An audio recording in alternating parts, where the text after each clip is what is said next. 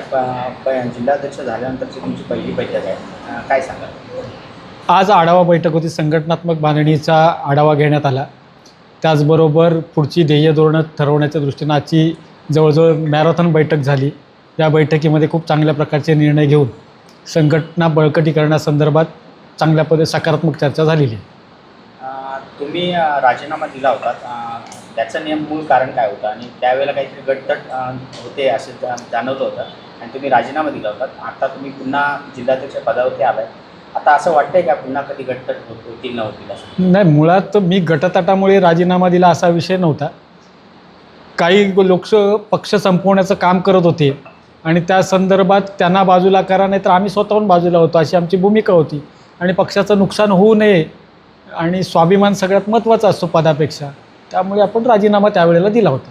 आता स्वतः राज ठाकरेंनी तुम्हाला बोलवून नियुक्तीपत्र दिलं, काय कसं सांगाल? काय तुमचं कारण तर कशा पद्धतीने असेल? आदरणीय राजसाहेबांनी तर मला उपतालुका अध्यक्ष असल्यापासूनचं दिलेलं पाठबळ आहे ते फार मोठं आहे आणि त्याच याच्यावर मी गेले 2 वर्ष मनसेमध्ये सक्रिय नव्हतो, पण मी तरीसुद्धा सामाजिक क्षेत्रामध्ये कार्यरत राहिलो.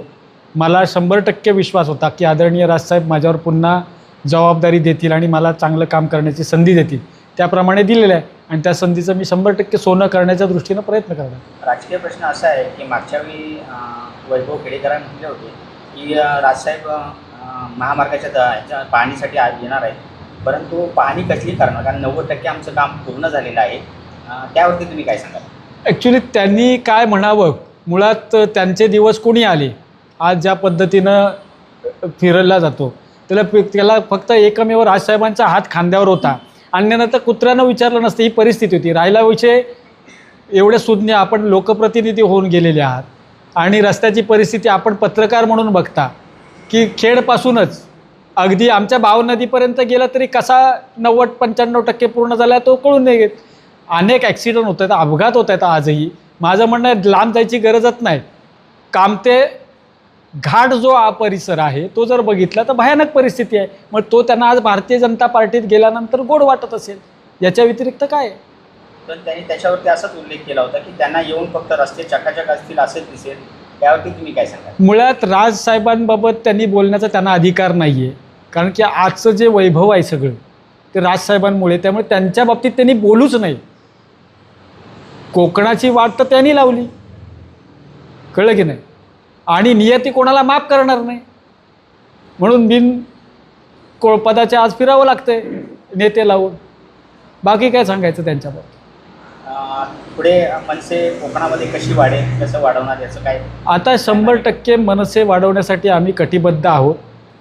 ज्यांनी पक्ष वाढवण्यापासून पक्ष वाढ खुंटण्याचा प्रयत्न केला ते बाहेर असल्यामुळे 100% या ठिकाणी पक्ष वाढेल. मेन कारण होतं तेच आता बाजूला आहे, त्यामुळे 100% वाढणार. पुढे कार्यकर्त्यांना काय सांगाल?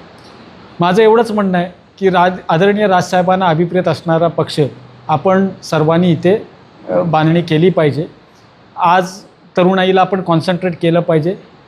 बहुतांश तरुणाई ही आता तुम्हालाही माहिती आहे पत्रकार म्हणून, म्हणजे मी त्याच्यावर काम गेले कित्येक दिवस करतो आहे की व्यसनाधीन होते. म्हणजे भविष्यात सुज्ञ नागरिक मिळणं कठीण होईल किंवा वैभिचाराकडे जास्त वळली गेलेली आहे. तर त्यांना आपण ट्रॅकवर कसं आणू शकतो? नुसतं वंदे मातरम भारत माता की जय म्हणून चालणार नाही. अजून माहितीच नाही आहे की काय परिस्थिती आहे ग्रामीण भागापर्यंत. त्याचं म्हणजे तुम्ही ड्रग्सचा विचार केलात तर ते कुठपर्यंत पोचलं आहे.